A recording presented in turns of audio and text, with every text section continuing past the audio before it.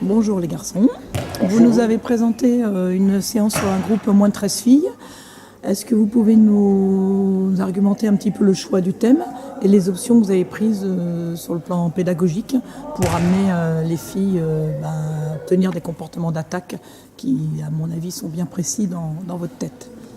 Ouais, alors, le thème, en fait, il découlait des ateliers d'hier matin. Donc, on avait un atelier sur l'aménagement des règles chez les jeunes, et donc on s'était centré sur les moins de 13, puisqu'on s'aperçoit que on pense que c'est la catégorie charnière dans le passage du jeu des tout petits vers le jeu d'adulte.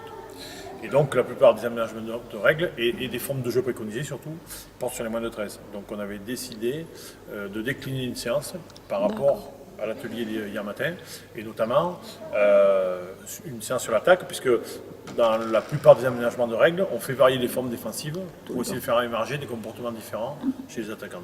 Voilà, oui, c'est ça, et notamment ce fameux où on est tous, enfin, dans beaucoup de comités, on joue en 3 tiers-temps, et notamment ce tiers-temps où elles sont à 6 contre 6, qui est un passage difficile en moins de 13 et moins de 15 derrière.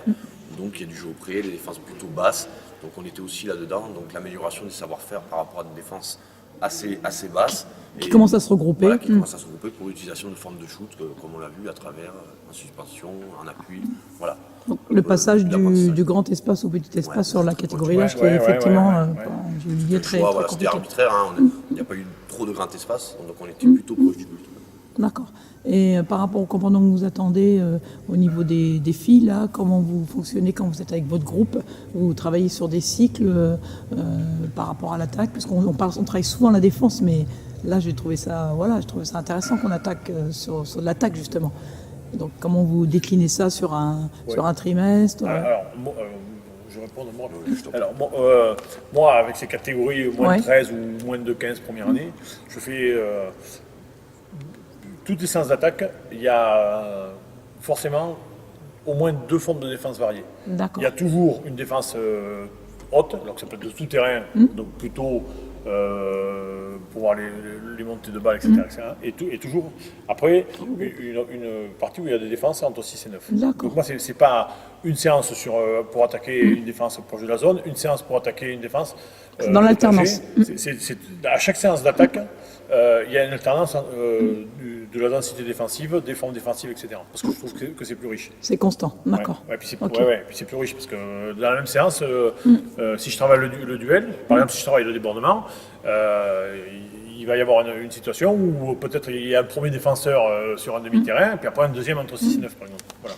Et par rapport au duel, là, moi j'ai trouvé ça intéressant. Les filles sont en difficulté en arrêt, vous avez autorisé le duel, elles ne le font pas d'elles-mêmes, hein, c'est pour ça que la prise de responsabilité en fait est des fois compliquée, parce qu'il faut que je sois l'initiatrice du début de l'action, avec la responsabilité donc de l'échec ou de la réussite. Et donc des fois c'est assez difficile pour elle. Après c'est le début, hein, donc il faut que les choses se construisent petit à petit.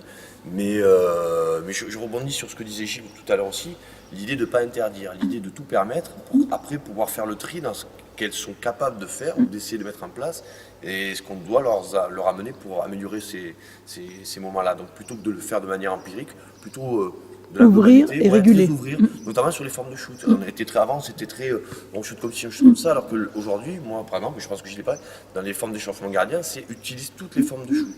Et construis-toi le shoot en appui, le shoot à l'arme, le shoot en suspension, au travers de séquences de shoot où tu vas shooter beaucoup de fois. Voilà, plutôt que de les compartimenter dans. Allez, on commence par cet apprentissage, on enchaîne par celui-là. Là, on va être plus ouvert. On n'empile pas. Et juste pour ajouter par rapport à ce qu'il dit, et moi je suis plutôt dans la construction, par exemple, si on parle du tir, plutôt par rapport à l'intention que par rapport à la motricité.